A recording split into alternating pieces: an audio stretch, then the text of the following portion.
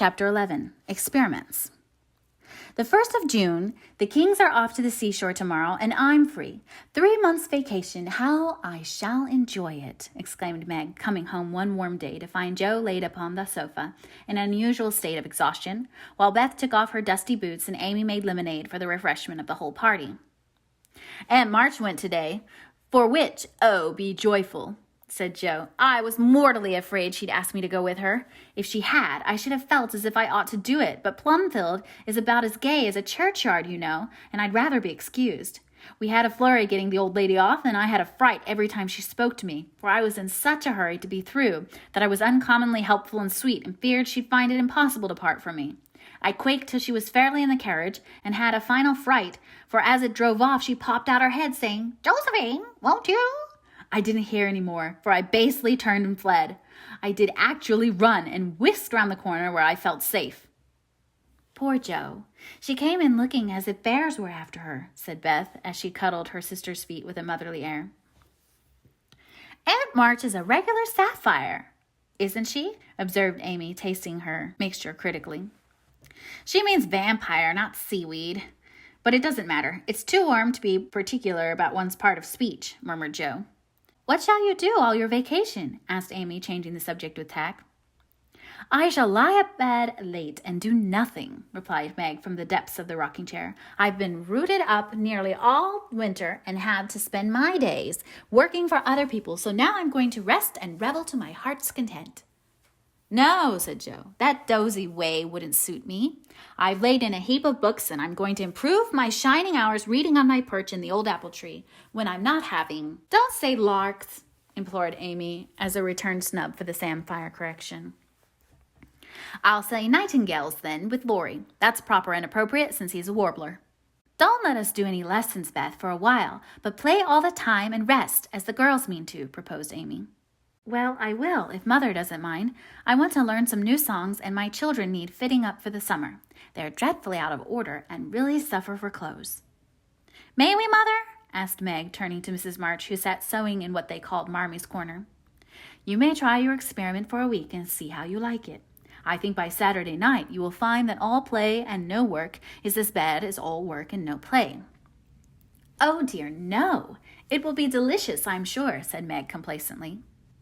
I now propose a toast. As my friend and partner, Sarah Gamp says, fun forever and no grubbing, cried Jo, rising glass in hand as the lemonade went round. They all drank it merrily and began the experiment by lounging for the rest of the day. Next morning, Meg did not appear till 10 o'clock. Her solitary breakfast did not taste good, and the room seemed lonely and untidy. For Jo had not filled the vases, Beth had not dusted, and Amy's books lay scattered about. Nothing was neat and pleasant but Marmy's corner, which looked as usual. And there Meg sat to rest and read, which meant to yawn and imagine what pretty summer dresses she would get with her salary. Jo spent the morning on the river with Laurie, and the afternoon reading and crying over the wide, wide world up in the apple tree. Beth began by rummaging everything out of the big closet where her family resided, but getting tired before half done, she left her establishment topsy-turvy and went to her music, rejoicing that she had no dishes to wash. Amy arranged her bower, put on her best white frock, smoothed her curls, and sat down to draw under the honeysuckle, hoping someone would see and inquire who the young artist was. As no one appeared but an inquisitive Daddy Longlegs, who examined her work with interest, she went to walk, got caught in a shower, and came home dripping. At tea time they compared notes, and all agreed that it had been a delightful, though unusually long day. Meg, who went shopping in the afternoon and got a sweet blue muslin, had discovered, after she had cut the breadths off, that it wouldn't wash, which mishap made her slightly cross. Jo had burned the skin off her nose boating and got a raging headache by reading too long. Beth was worried by the confusion of her closet and the difficulty of learning 3 or 4 songs at once, and Amy deeply regretted the damage done her frock, for Katie Brown's party was to be the next day, and now, like Flora McFlimsy, she had nothing to wear. But these were mere trifles, and they assured their mother that the experiment was working finely. She smiled, said nothing, and with Hannah's help did their neglected work, keeping home pleasant and the domestic machinery running smoothly. It was astonishing what a peculiar and uncomfortable state of things was produced by the resting and reveling process. The days kept getting longer and longer, the weather was unusually variable, and so were tempers. An unsettled feeling possessed everyone, and Satan found plenty of mischief for the idle hands to do. As the height of luxury, Meg put out some of her sewing, and then found time hang so heavily that she fell to snipping and spoiling her clothes in her attempts to furbish them up a la Moffat. Jo read till her eyes gave out and she was sick of books, got so fidgety that even good-natured Laurie had a quarrel with her, and so reduced in spirits that she desperately wished she had gone with Aunt March. Beth got on pretty well, for she was constantly forgetting that it was to be all play and no work, and fell back into her old ways now and then. But something in the air affected her, and more than once her tranquillity was much disturbed, so much so that on one occasion she actually shook poor dear Joanna and told her she was a fright. Amy fared worst of all, for her resources were small, and when her sisters left her to amuse herself, she soon found that accomplished and important little self a great burden. She didn't like dolls, fairy tales were childish, and one couldn't draw all the time. Tea parties didn't amount to much, neither did picnics, unless very well conducted. If one could have a fine house full of nice girls or go traveling, the summer would be delightful, but to stay at home with 3 selfish sisters and a grown-up boy was enough to try the patience of a Boaz, complained Miss Malaprop after several days devoted to pleasure, fretting, and ennui. No one would own that they were tired of the experiment, but by Friday night each acknowledged to herself that she was glad the week was nearly done. Hoping to impress the lesson more deeply, Mrs. March, who had a good deal of humor, resolved to finish off the trial in an appropriate manner, so she gave Hannah a holiday and let the girls enjoy the full effect of the play system. When they got up on Saturday morning, there was no fire in the kitchen, no breakfast in the dining room, and no mother anywhere to be seen. "Mercy on us, what has happened?" cried Jo, staring about her in dismay. Meg ran upstairs and soon came back again, looking relieved but rather bewildered and a little ashamed.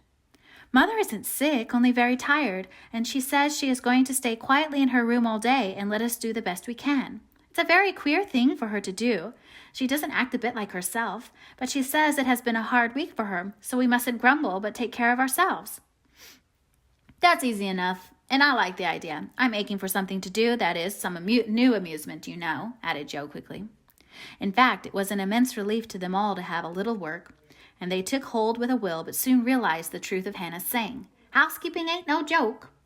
There was plenty of food in the larder, and while Beth and Amy set the table, Meg and Jo got breakfast, wondering as they did why servants ever talked about hard work. "I shall take some up to Mother, though she said we were not to think of her, for she'd take care of herself," said Meg, who presided and felt quite matronly behind the teapot. So a tray was fitted out before anyone began, and taken up with the cook's compliments. The boiled tea was very bitter, the omelette scorched, and the biscuits speckled with saleratus.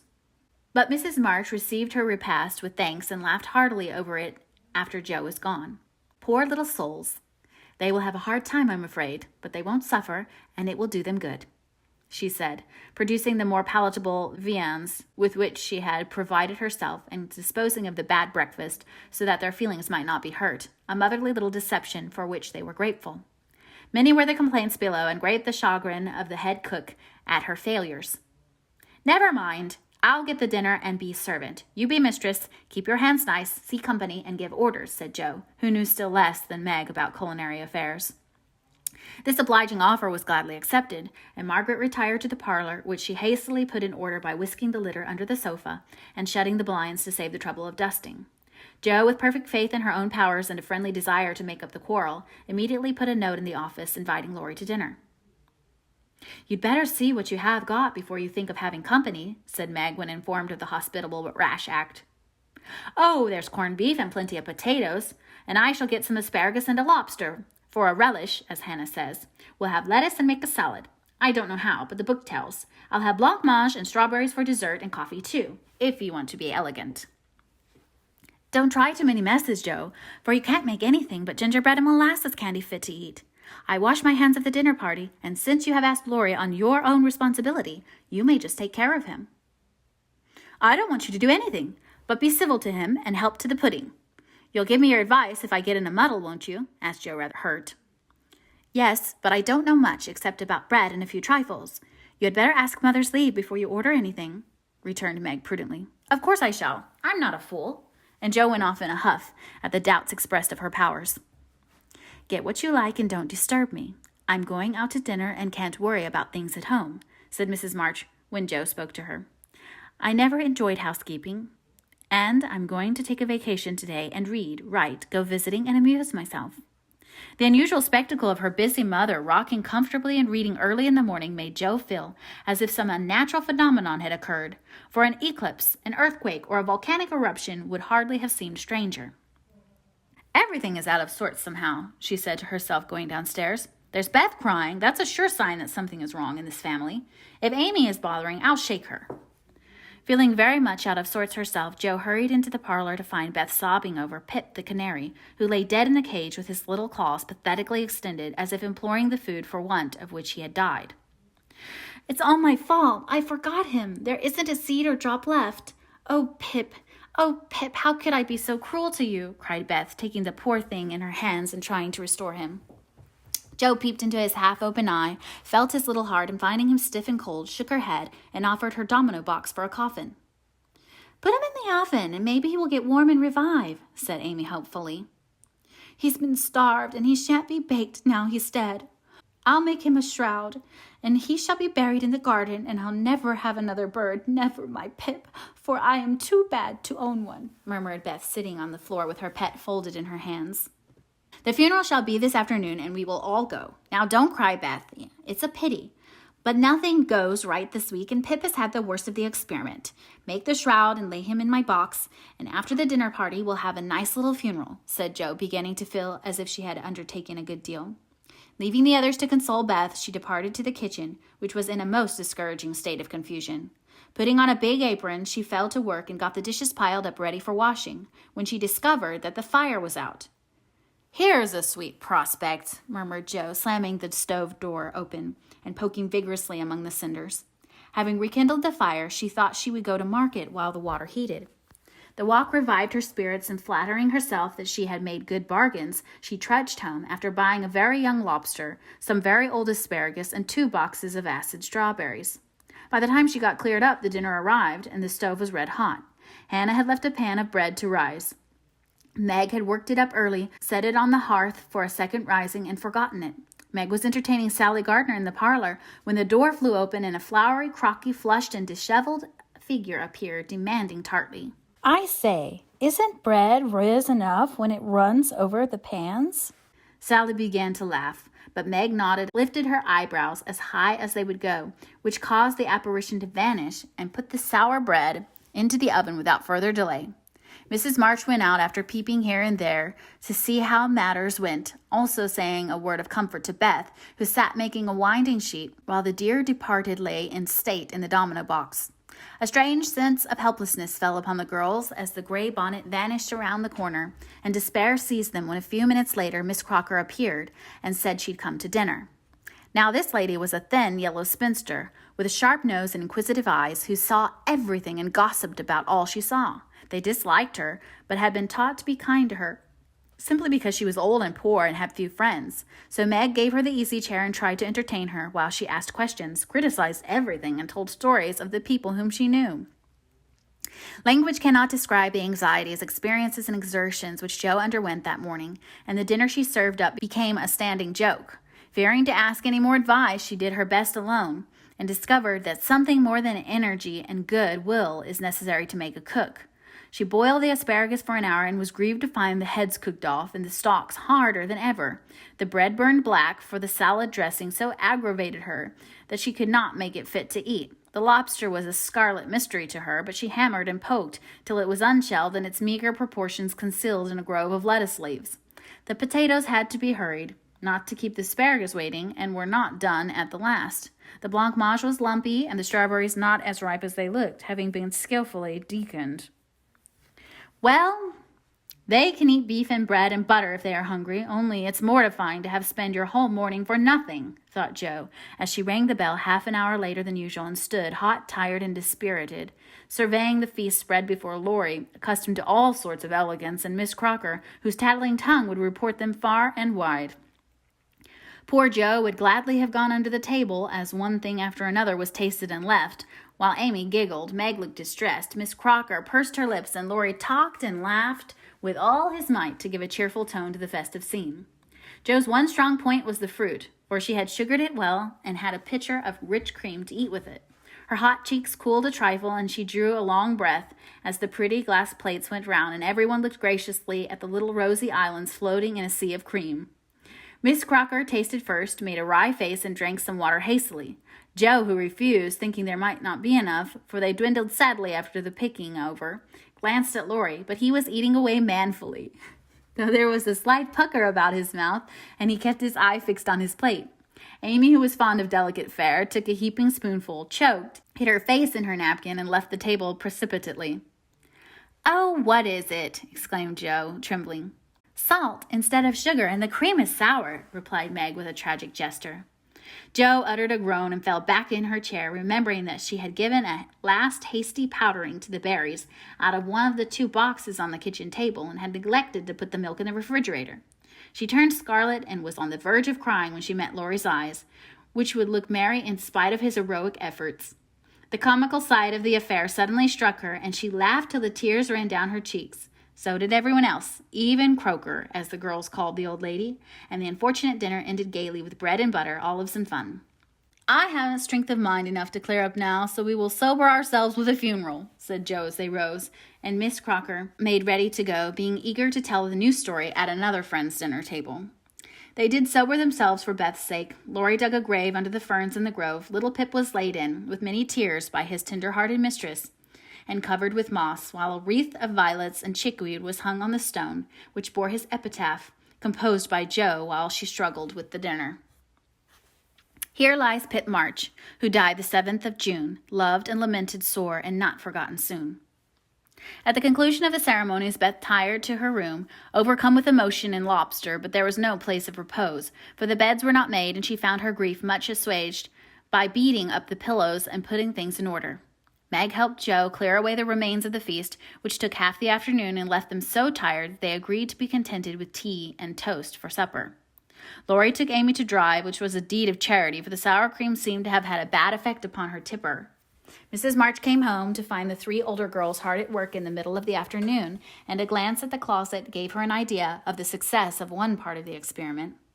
Before the housewives could rest, several people called, and there was a scramble to get ready to see them. Then tea must be got, errands done, and 1 or 2 necessary bits of sewing neglected until the last minute.